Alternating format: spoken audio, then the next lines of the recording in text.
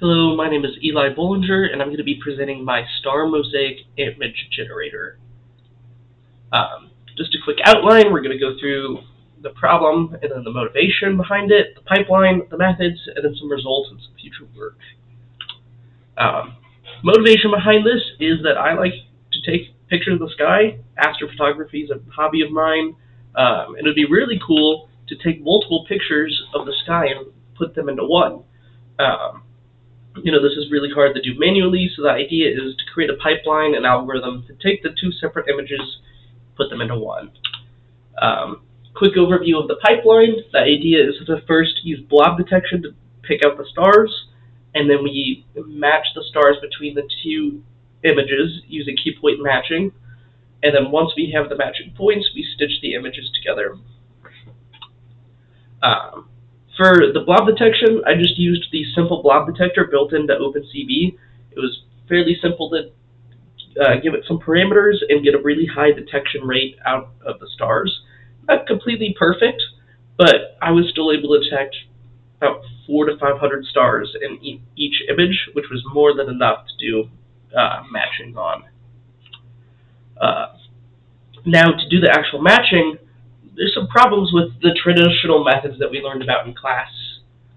Some of the algorithms like MOPS and SIFT really rely on things that just are not present in pictures of stars. For example, corners. We're just working with dots and points. There's no corners really in them.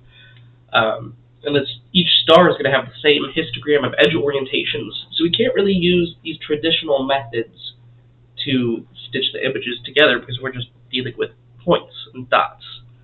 So the way I came up with is to use geometric relationships between them. So the idea was for each star, so in this picture we're talking about this star here in the middle, we're going to find the angles between all of its neighbors and the other neighbors and put them into a matrix. So for example, between this star and this star is going to be the first entry in the matrix, this star and this star is going to be the second entry in the matrix, and so on, until each line in each row in the matrix is going to be the angle between itself, between the neighbor, and then every other neighbor. Then to do the actual matching, we could just look at two matrices and compare how similar they are. If the two matrices are really similar across the two separate images, well then they probably represent the same star. So here's just some simple overview of some of the output of the code, matching the 2 points based on that similarity threshold, and then the actual code to calculate the similarity value. As you can see, the result we get is these 2 points between the 2 images. Not every point is matched in this, but that's because we're doing the similarity threshold. So there's still going to be points that are very similar to each other, just maybe not 80%, 90% similar. So it still does a lot of detection well, just not everything is that hits that threshold. Now that we've matched the actual key points together, now it's time to do the image stitching. Since orientations may not always be the same, the first thing we need to do is find the angular difference. So the idea here is to find the centroid between all of the points, which between the 2 images should represent the same point. So you can see here, it almost looks like the exact same image, but this center and this center of all of these points represent the same point in space. So that from there, we can turn each of these lines into a vector, calculate the angle of the vector, and then between the 2 images, calculate the angular difference of the vectors.